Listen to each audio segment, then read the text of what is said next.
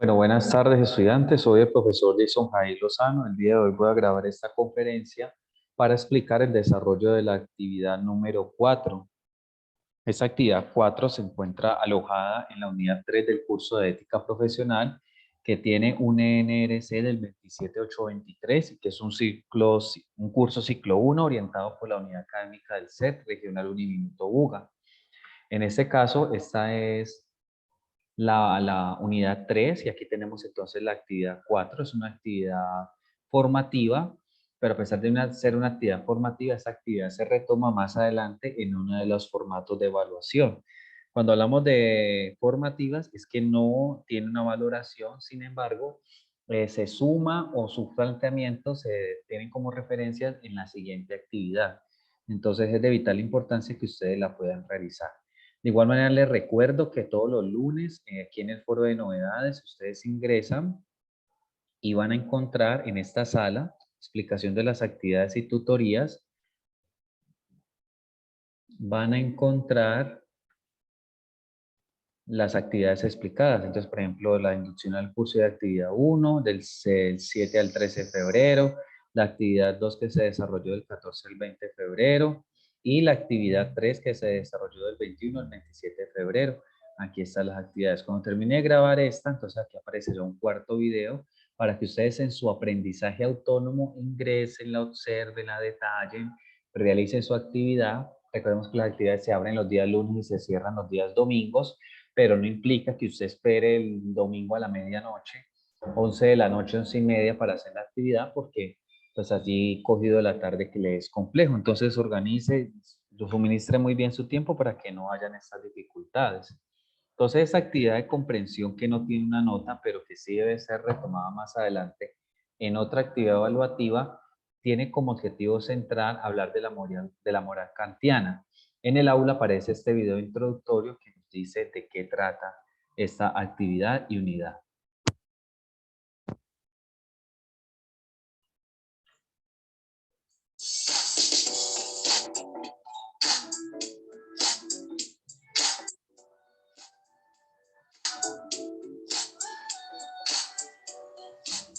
De acuerdo con Kant, el ideal moral está formado por imperativos categóricos que se originan en la voluntad moral, una voluntad autónoma que se encuentra libre de los fines u objetos de deseo. ¿Pero en qué consiste el imperativo categórico y la voluntad moral desde la perspectiva kantiana? Esta unidad tiene como propósitos comprender las ideas claves de la moral kantiana sobre el deber ser, la razón teórica, la razón práctica y los imperativos categóricos en la reflexión ética moderna. Además, pretende analizar situaciones problemáticas a nivel organizacional desde el ámbito ético. Para alcanzar estos objetivos, trabajaremos los subtemas: el deber ser, razón teórica y razón práctica, imperativos categóricos. A través de la revisión y análisis de los textos La moral en Immanuel Kant e Introducción a la ética kantiana, podrá profundizar en los diferentes conceptos abordados en la unidad. Mediante las tecnologías de la información y la comunicación, además de recursos digitales y múltiples actividades prácticas, podrá comprender las ideas fundamentales de la moral kantiana y sus aportes en la construcción del tema de la voluntad, la libertad y el deber ser. Lo invitamos a participar activamente, socializando sus preguntas e inquietudes. Recuerde que el tutor le brindará las herramientas pedagógicas y tecnológicas necesarias para el desarrollo de habilidades y competencias requeridas en su formación.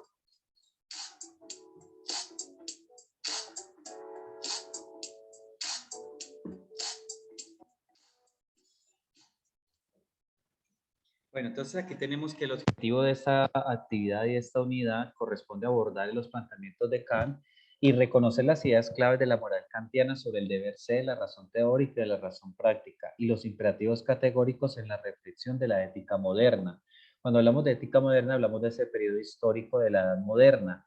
Tenemos en cuenta que la edad actual es la edad contemporánea, ¿listo? Entonces, de la edad inmediatamente anterior.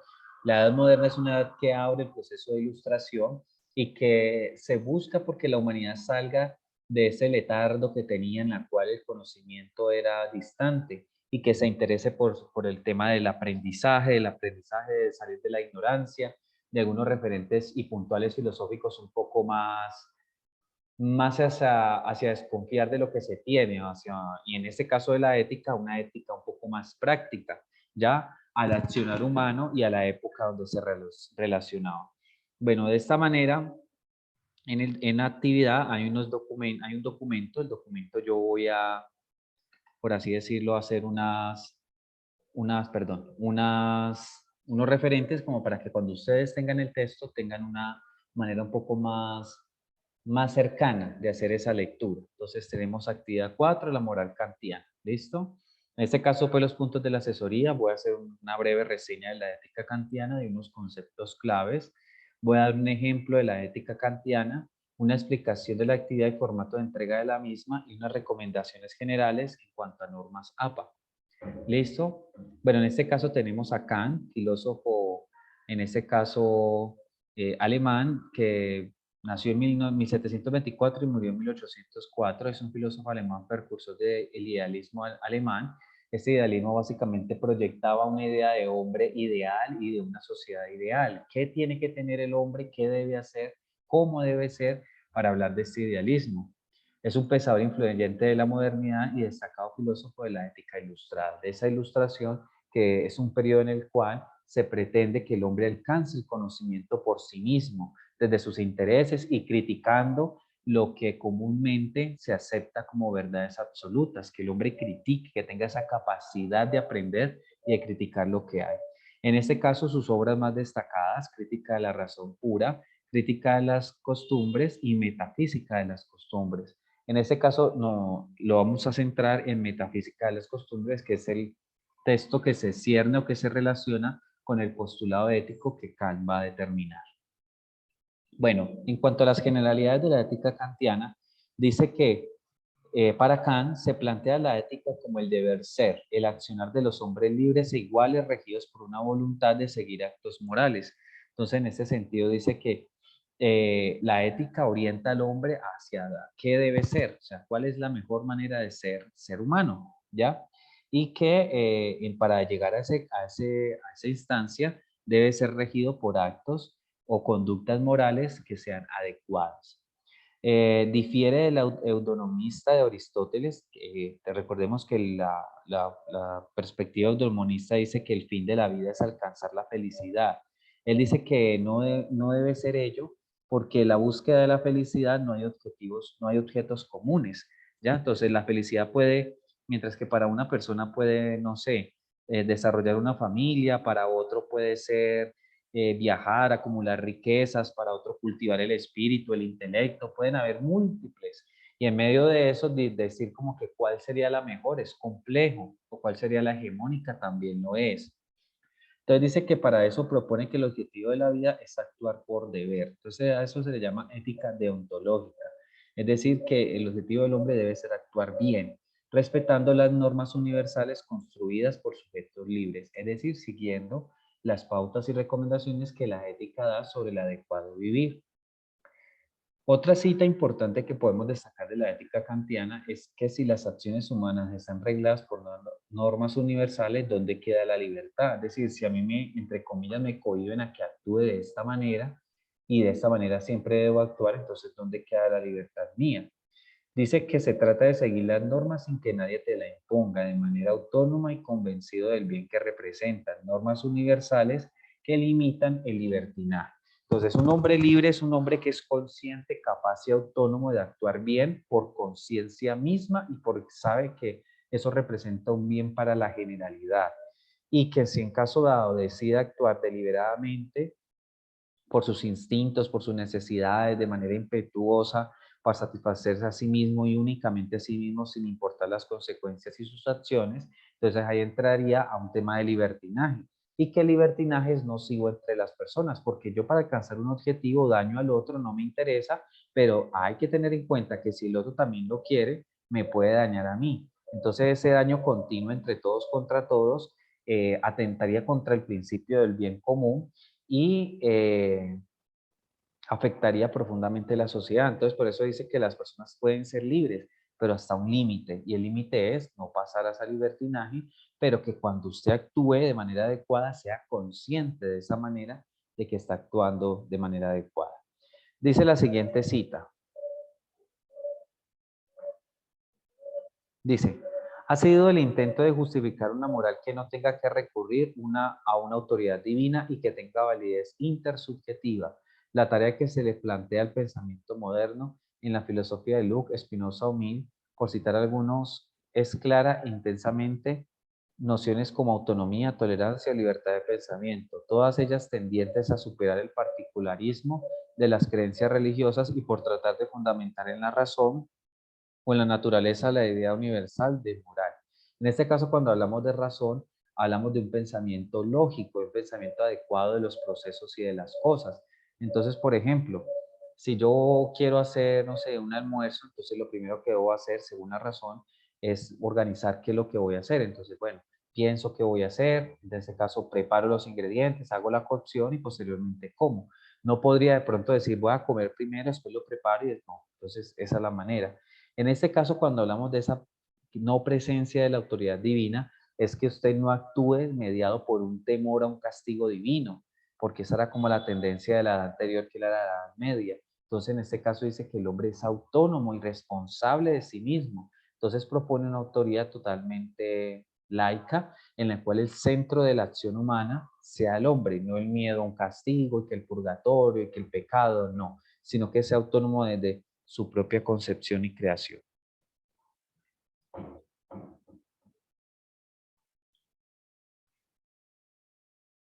Bueno, perdón un momentico.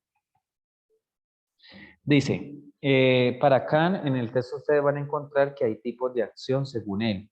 Entonces dice, contrarios al deber, conformes al deber y por deber, que es el ideal. Entonces imaginemos una situación. Digamos que vemos a un enemigo mío, una persona que no me agrada, no me cae bien y que se está ahogando en un lago. Contrario al deber, según las acciones de Kant, esa primera tipología dice que yo lo dejo que se ahogue.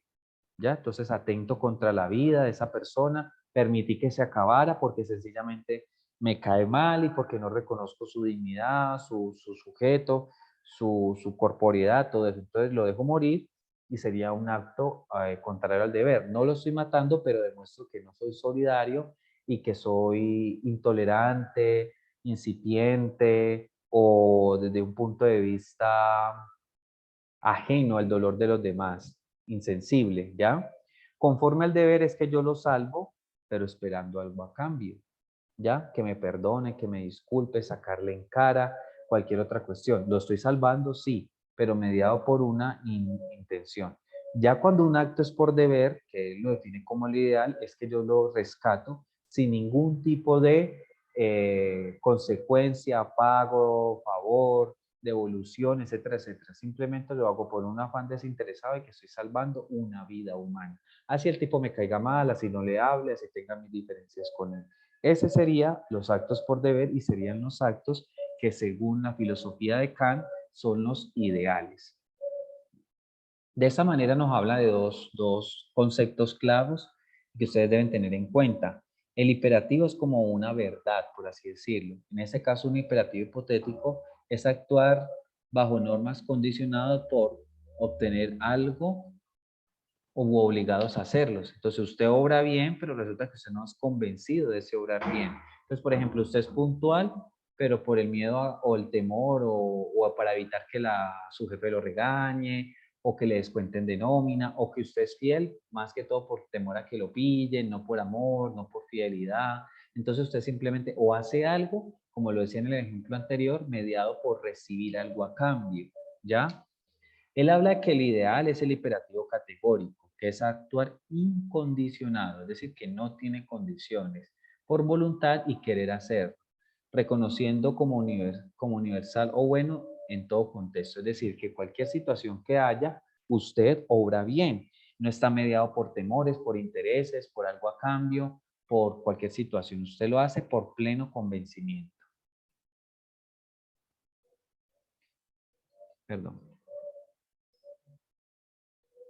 Entonces dice que para eso se definen tres fórmulas. La primera, para hablar del imperativo categórico, es que esa primera fórmula es ofrecida en la Fundamentación de la Metafísica de las Costumbres, que es el libro que el cual estamos tratando. Dice así que una obra según la máxima, perdón, tal que puedas querer al mismo tiempo que se torne ley universal. Es decir, que tú actúes de tal manera que se conciba como una acción comúnmente aceptada por todos, de hacer el bien.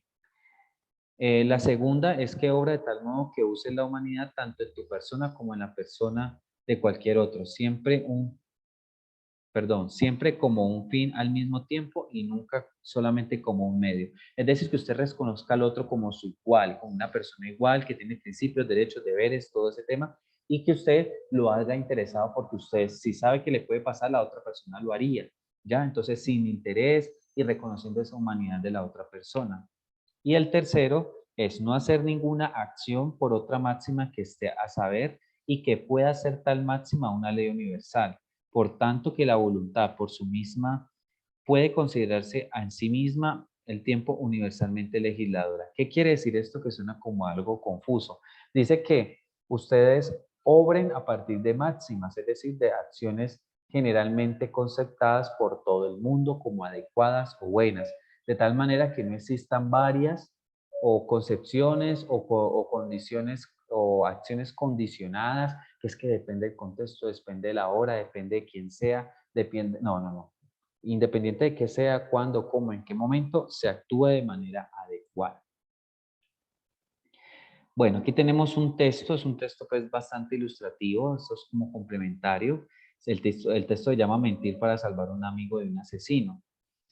Dice, el problema es el siguiente. Un amigo llama a la puerta de tu casa pidiéndote entrar por un motivo imperioso y accede a que entre. A los pocos minutos, estando tu amigo aún bajo un extraño shock nervioso, llama a tu puerta un señor con un cuchillo de carnicero de 15 centímetros en su mano y dice, por favor, necesito encontrar a tu amigo, porque siento la infernable deseo de perforar sus órganos vitales con esta arma blanca hasta causarle la muerte. ¿Está en tu casa? La pregunta que Kant plantea en esa situación, ¿qué debemos? Es, ¿debemos mentir o decir la verdad al señor del cuchillo? Lógicamente pensará el lector que tu obligación sería negar que tu amigo estuviese en casa y evitarle ese peligro, ya que el mal que cometes, mentir, es incomparable, menor con el mal que evitas, la probable muerte de tu amigo. Entonces, en ese orden de ideas, ¿qué hacer desde el imperativo categórico? O sea, uno puede decir que salva la vida de ese amigo, pero ese bien que genera es tapado por una acción totalmente negativa que es la mentira. Entonces, en este caso, la mentira es un mal menor que el mal mayor que generaría un homicidio. Pero en este caso, lo que Kant dice es que independiente del contexto de la situación, siempre tenemos la opción de obrar bien. En este caso, la recomendación que él diría es que usted le explique que no le va a permitir el ingreso porque tiene la intención de dañar al otro y en este caso llama a la policía o cualquier otra situación, pero no permite el ingreso afirmando de que efectivamente sí está. Así salva la vida de su amigo y no se ve en la cuestión de mentir. Entonces dice que no tenemos que estar mediados, que siempre tenemos que obrar por la conciencia de obrar bien, que ese sería el imperativo categórico. Bueno, iríamos a la actividad de comprensión, en este caso pues la actividad 4, lo que deben hacer allí para esta actividad es la siguiente.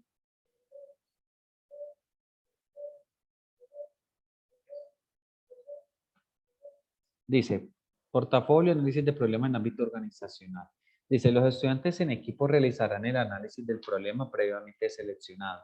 La actividad tiene como propósito la descripción del problema ético a la luz de los conceptos propios de la moral kantiana. Esta actividad le permitirá fortalecer la gestión del conocimiento y la solución de problemas. Entonces, en este caso hay dos artículos, Kant, una ética para la modernidad, entendiendo modernidad como esa época de la historia de la sociedad, y ustedes pueden acceder mediante este vínculo a ese texto, que es el primero de ellos.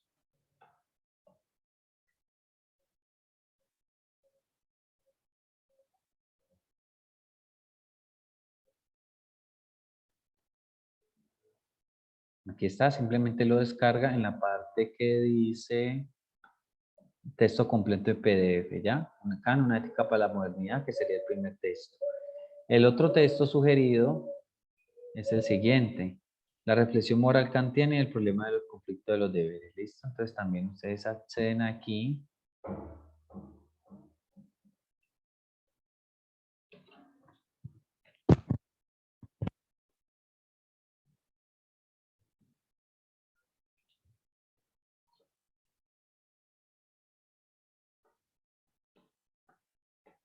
Perdón.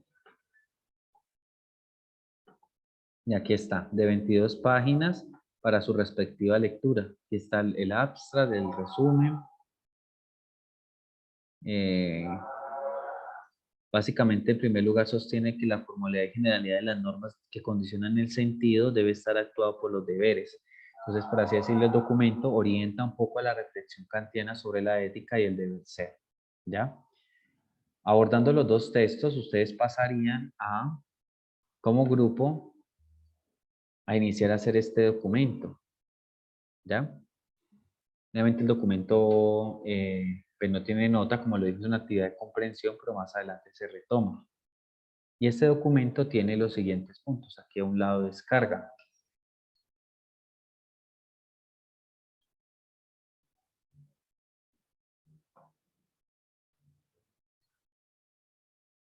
Un momento, por favor.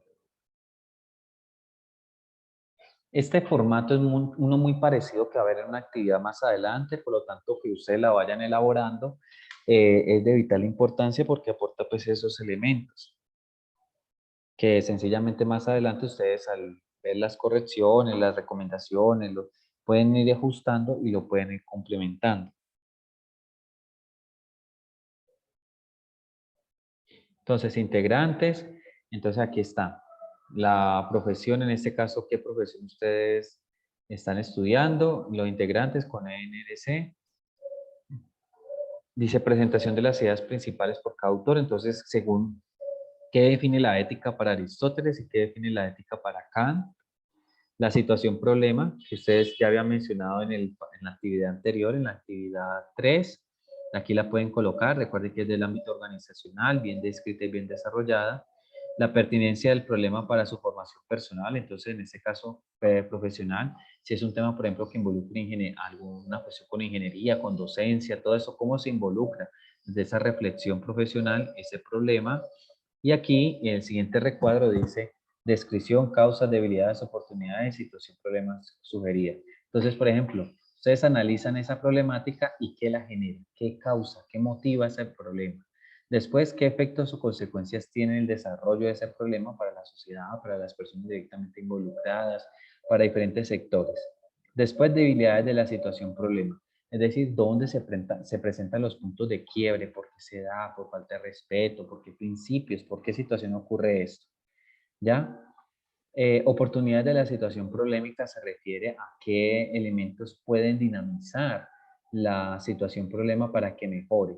Y a su vez, en el último, amenazas de la situación problemática, quiere decir qué situaciones externas o internas podrían evitar de que el conflicto o la solución no sea efectiva. O sea, de pronto egoísmo, de pronto factores, sicarios, violencia armada, desplazamiento forzado, conflicto de intereses, corrupción, todos esos elementos que subyacen en el exterior o incluso también en el interior y que pueden evitar que los objetivos se desempeñen. ¿Ya? Ustedes llenan esta tabla, pues la suben, la sube integrante por el grupo. Recuerden que efectivamente no tiene pues valoración, pero más adelante se retoma como lo mencioné.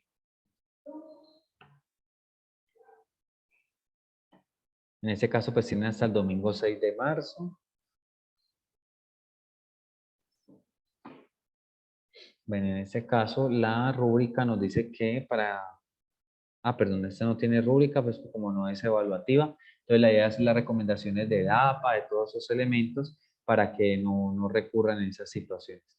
Recuerden que aquí en el aula aparece citado en norma APA para que ustedes no improvisen la referenciación. Entonces, por ejemplo, aquí está Martínez H. Kahn, una ética para la humanidad, diálogos de saberes, investigaciones y ciencias, página 24, la edición 24 de la página 181, 194. La otra es Crecier, de 2011, Reflexión moral kantiana y los problemas actuales, praxis y filosofía, página 33, del 11 al 31, ¿ya? del mes de marzo. Entonces ya saben, tienen esta semana, es de vital importancia para que la realicen, para que ahonden en ella, para que sea retomada más adelante. Tengan en cuenta que yo me comunico con ustedes, bien sea por vía del chorizo, de los, perdón, tuve un lapsus, de los implementos, por así decirlo, que están dispuestos para la sala, pues para el tema de comunicación. Y adicional a eso, también por el tema de mensajes directos conmigo, si requieren alguna duda, el foro de dudas, perdón, o aquí el foro de mensaje directo, ¿listo? Están esos dos canales de comunicación, por si requieren alguna ampliación, alguna duda, cualquier cosa, con muchísimo gusto yo les colaboro, ¿listo? Entonces, muchísimas gracias por su atención y que tengan un bonito desarrollo de semana.